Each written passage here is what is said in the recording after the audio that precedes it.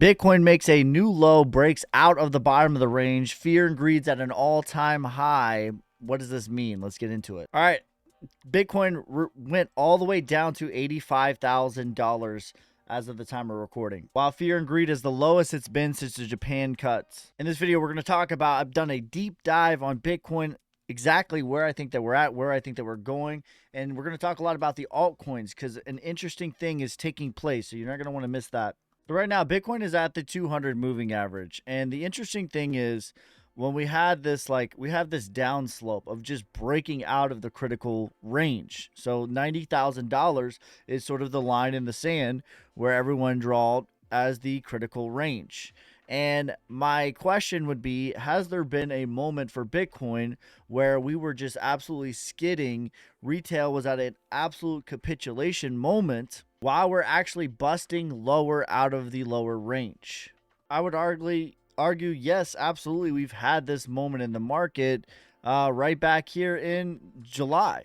So you had the Germany and Mt. Gox was selling their Bitcoin. We made a new low. We took out the bottom of the range. So if you were to draw a line in the sand as to where Bitcoin is at, and you sort of this is the sort of critical line in the sand. Well, with the Germany and Mt. Gox, it took it out. And that's sort of the same thing that happened right here. 93,000 was sort of the critical line in the sand. And then you draw another line to the downside, and it takes that out too. So then you would draw another little critical level right here as well.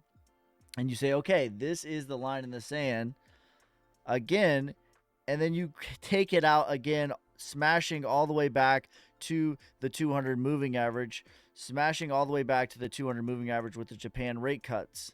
And I find it very funny that the fear and greed is at the exact same point as what we were at, coincidentally, the same price as when the Japan rate cuts happened. So fear is at the exact same. We have the exact same structure. And of course, this is how the rest of the story finished. This ended up being a bull flag, the pits of despair. What we're going to be looking for is getting strong support off of the 200 moving average, which is typically what you see. In my experience in doing this over 10 years, it is very, very rare that you bust through the 200 moving average the first time you touch it. Typically, it takes about 3 tries, and on the third try, you will see that it starts to bust through it.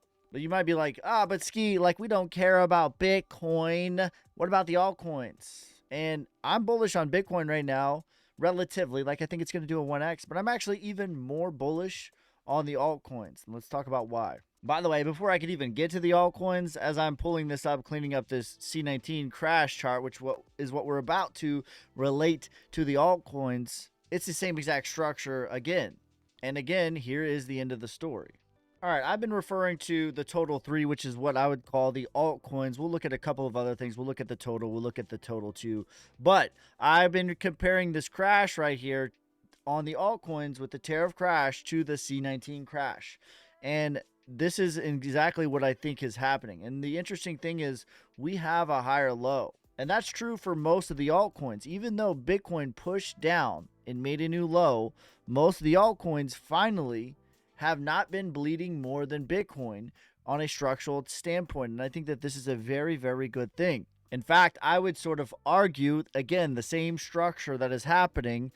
I would argue that this low right here was the same as the Germany and Mt. Gox low. You have one more violent, scary one, which is the same as the Japan low. And then you start to make a higher low over here. So you got the Germany crash, the Germany crash. You have the Japan crash. This is the structural Japan crash. And then you start to make a higher low and start to work your way out of here. Now, you might say that there's some coins in the altcoins that have made a new low, and I would just say that's because they've performed a lot stronger. But when we look at the market, I would say 90+% of the market has the exact same structure as the total 3, and this is a very, very good sign. Even when we look at the RSI, it is the same exact thing. You have this low, you have this higher low, the higher low before you start to really work yourself out of here. And that's the exact same thing. Low and then a higher low. Look, I got to be honest with you guys. I haven't been this bullish on the market since the Japan rate hack happened, or the rate cut happened, especially in regards when it comes to the altcoins. I don't think that Bitcoin relatively is that bullish or even that bearish. The upside potential is 118,000 over the next few months, but the altcoins are at the bear market lows. And that is where I'm very, very confident. Everyone keeps telling me, like, this is what they want. They don't want to hear about Bitcoin. We don't want to hear about Bitcoin. Well, here we are. Everyone wants lower prices and dips to buy until we actually get dips to buy. And this is the cost.